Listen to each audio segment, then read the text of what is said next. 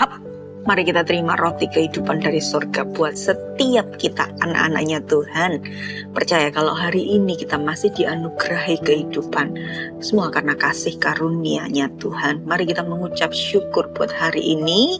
Percaya hari ini adalah hari yang terbaik karena Tuhan kita selalu baik.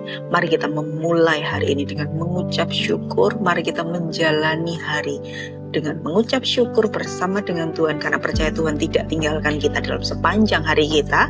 Dan nanti di penghujung hari kita, mari kita tetap mengakhiri bersama dengan Tuhan. Kita menutup hari, kita mengucap syukur buat sepanjang hari yang indah berjalan bersama dengan Tuhan. Hari ini adalah hari ke-145 dari 365 hari yang luar biasa di tahun 2026, tahun di mana kita bertumbuh semakin kuat, tahun di mana kita berjalan semakin jauh bersama dengan Tuhan. Percaya masih ada banyak kado-kado kecil, masih ada banyak cerita di depan. Mari kita bersemangat, mari kita menjalani satu step, satu hari bersama dengan Tuhan, dengan tetap kuat, dengan tetap tekun, dan dengan tetap setia mengikut Tuhan. Mari kita sama-sama baca ayat untuk menguatkan kita, untuk mengajar kita. Hari ini kita ambil dari Amsal pasal 26 ayat 14. Seperti pintu berputar pada engselnya, demikianlah si pemalas di tempat tidurnya. Ayat 15. Si pemalas mencelupkan tangannya ke dalam pinggan, tetapi ia terlalu lelah untuk mengembalikannya ke mulutnya.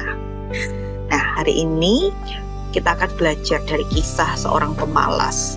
Ayat 14 dikatakan seperti pintu berputar pada engselnya, demikianlah si pemalas di tempat tidurnya. Firman Tuhan mengajarkan kita untuk belajar dari semut. Semut yang bekerja, mungkin semut itu hewan yang paling kecil, tapi semut itu hewan yang paling rajin. Semut itu punya koloni, dia bekerja sama dengan teman-temannya, dia mengumpulkan makanannya musim panas sehingga ketika musim dingin nanti dia punya persediaan. Hari ini firman Tuhan mengingatkan kita untuk tidak malas. Kita memilih untuk tetap berputar pada engselnya. Ketika kita memilih untuk tidak mau doing extra mile, yuk kita coba bayangkan konsekuensi dari kemalasan kita itu apa? Apa yang kita bangun dari kemalasan kita? Memang tubuh kita butuh istirahat, iya. Tapi bayangkan jika tubuh kita tidak dimanfaatkan dengan maksimal. Bayangkan jika HP kita yang didesain untuk luar biasa produktif, ya kan? HP untuk menulis, HP untuk video, HP itu cuman kita gunakan untuk main game gitu. Lain kalau kita itu memang a gamer gitu kan ya. Tapi betapa sayang tidak sesuai dengan potensinya. Hari ini percaya bahwa Tuhan tuh punya potensi yang luar biasa di dalam hidup kita. Mari berpikir seperti apa yang Tuhan tuh mau pikirkan. Untuk apa sih Tuhan menciptakan kita? Pastinya Tuhan tidak menciptakan kita itu hanya untuk menjalani hari demi hari tanpa kita berbuat sesuatu yang maksimal. Tuhan katakan bahwa kita itu diciptakan untuk bukan perabot biasa. Kita diciptakan Tuhan untuk jadi perabot yang mulia, dipakai untuk tujuan mulia. Mari kita kejar tujuan. Yang membuat orang malas itu apa? Karena dia tidak mengerti untuk apa dia diciptakan, karena dia tidak mengerti apa yang dia lewatkan. Sayang sekali ketika HP itu sudah dibuka, sudah di-unboxing, tapi tidak dimanfaatkan pada kecepatan, pada produktivitasnya yang maksimal. Betapa sayang, betapa banyak talenta yang tersembunyi dalam HP itu. Demikian juga dengan kita. Ketika kita malas, ketika kita memilih untuk tidak mau rajin, ketika kita memilih untuk tidak mau tekun, dikatakan seperti pintu berputar pada engselnya. Kita tidak akan kemana-mana, kita akan terus saja berputar seperti itu. Kita tidak akan masuk ke tanah perjanjian kalau kita tidak punya determinasi yang kuat. Kalau kita tidak mau, even cari Tuhan pun harus kuat. Kita harus mau bangun komitmen itu setiap hari. Kalau kita tidak punya komitmen, kita akan terus berputar pada engselnya. Kita tidak akan kemana-mana. Mari anak-anak Tuhan yang kekasih, percayalah bahwa kita itu adalah biji matanya Tuhan. Tuhan tuh mengasihi kita. Tuhan tuh punya rencana yang indah buat setiap kita. Mari kita bangun hidup kita dengan sungguh-sungguh. Mari kita kerjakan hidup kita dengan sungguh-sungguh. Jika kita terus berputar-putar pada anxiety, kita terus berputar-putar pada kemalasan kita, yang kita habiskan itu apa? Waktu.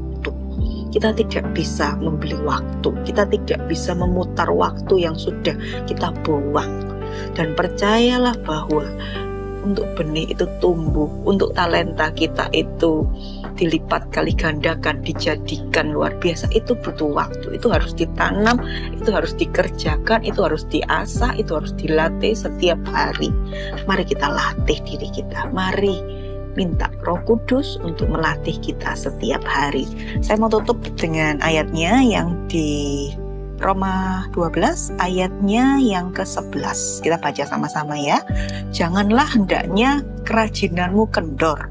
Biarlah rohmu menyala-nyala dan layanilah Tuhan. Janganlah kerajinan kita kendor. Biarkan roh kita itu menyala. Ketika kita dekat sama Tuhan, Tuhan itu sangat produktif. Bahkan di sisa-sisa waktunya di bumi ini, betapa Tuhan itu memanfaatkan dengan maksimal. Bahkan ketika Tuhan Yesus bangkit sebelum naik ke surga, itu Tuhan betul-betul maksimal. Ketemu ini, ketemu ini, ketemu ini, ketemu ini. Semuanya dikerjakan dengan tujuan, ada tujuannya. Biar hidup kita bukan hidup yang sekedar berlalu, hidup kita pakai anak panah di tangan pahlawan. Hidup itu diluncurkan dengan tajam, ada tujuan. Untuk apa kita melangkah, untuk apa kita mengerjakan hari ini, ada tujuannya yang Tuhan siapkan buat kita. Dan ingat bahwa kita diciptakan Tuhan bukan untuk biasa-biasa, kita diciptakan Tuhan dengan tujuan yang mulia sejak day one, sejak hari pertama kita ada di bumi ini. Mari kita sama-sama berdoa.